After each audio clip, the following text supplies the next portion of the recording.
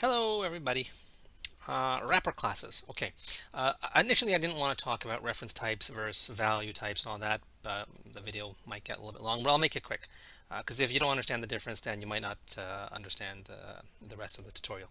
Um, so let me explain the difference in terms of an analogy. Let's say you email someone a Word document. They edit that document. This edit, of course, has no effect on your copy. The keyword being copy. In this sense, the Word document acts like a value type. Each person has their own copy. And whatever one person does to it, it doesn't affect the other person's copy. And another example, let's say you send someone a Google Doc, a link to a Google Doc, and then they get this email, click the link, edit the document. This edit affects everyone else who has access to that document. In this way, it can be thought of as behaving like a reference type. You don't get a copy of the actual thing. Instead, you get a link to the one copy everyone shares. Okay, so that's very quick. And if you still don't understand, you can just Google it or find other information on it, I guess. Back to the lecture at hand. Primitive types are value types. So primitive types are value types. I have some here. These aren't all of them.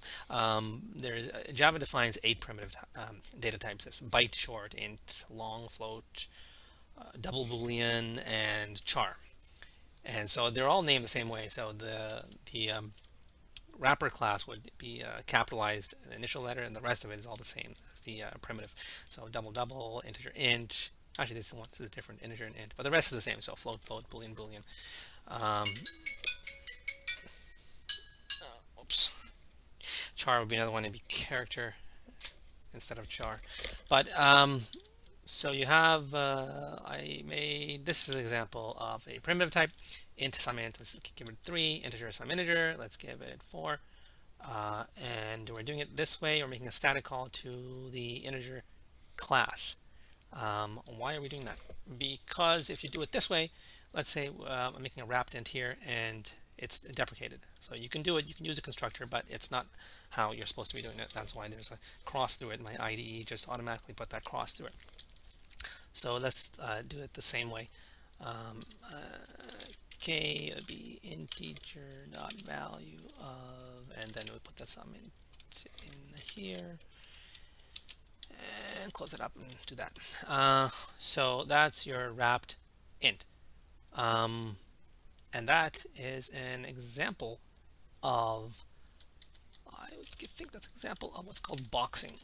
So what does a wrapper class do? It kind of encapsulates the primitive type, or boxes it, surrounds it with and turns it into an object. So that's called boxing. And it's the same thing that happens here, but or does it? Maybe we'll get an error here because we're defining here a wrapper class, wrapped int, but this is still sum int. Sum int over here is just of primitive type. So that we might get a compile time error. But if I take it out, over here, there we go. And we don't get that error. That red squiggly line went away.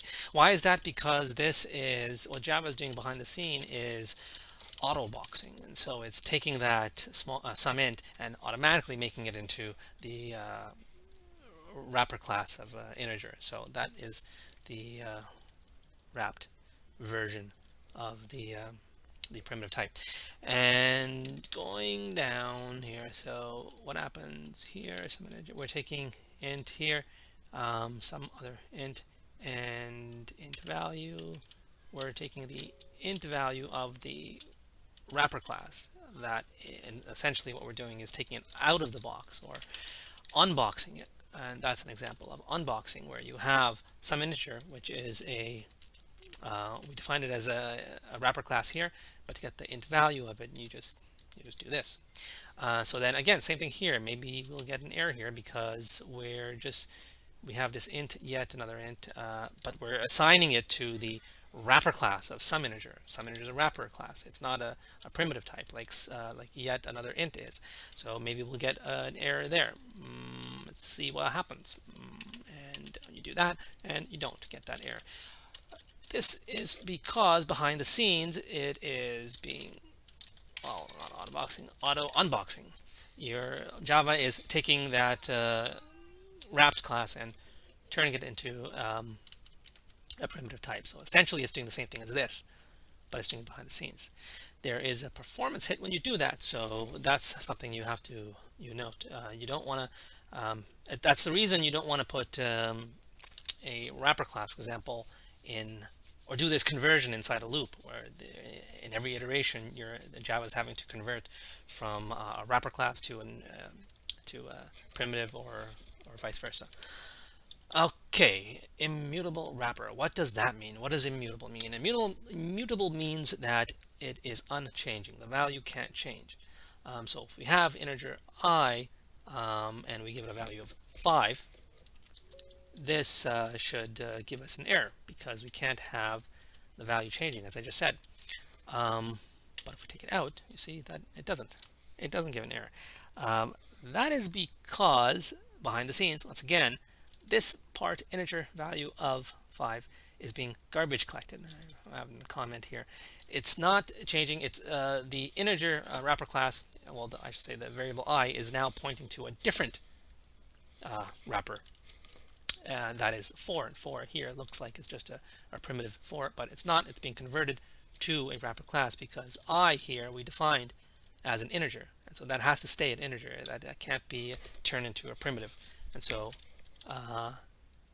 the old value of I, which was this integer value of 5, that has been garbage collected. If you don't know what garbage collected is, it just means any object that doesn't have any references to it, so you can't really access it, so it's just floating around there. And why is it floating around? Really for no reason, so that's why it gets garbage collected. Finally, when to use this stuff? Well, you can have collections like array list. If you do this, will this give us an error? And what do you know? It does. That's because you can't have primitive types in collections or generics as well. So we must use the wrapper class if we're going to be using, and so the error goes away if we're going to be using collections. And so that's one good reason to use wrapper classes. This I have it 4 here, but we could. This shouldn't give an error if I do this. Let's hope it doesn't. No, it doesn't, because I is an integer. It's an object, so you can set it to null. And for whatever reason, if you needed to set it to null, then if it's important to you to set your variable to null, then that's another good reason to use a wrapper class, because you cannot do that with a primitive type. Primitive type cannot be null. Same with default values. If you don't set your object, if you don't give it a value, it gets the value of null. Maybe you want that. So if you do, then that's a good reason to use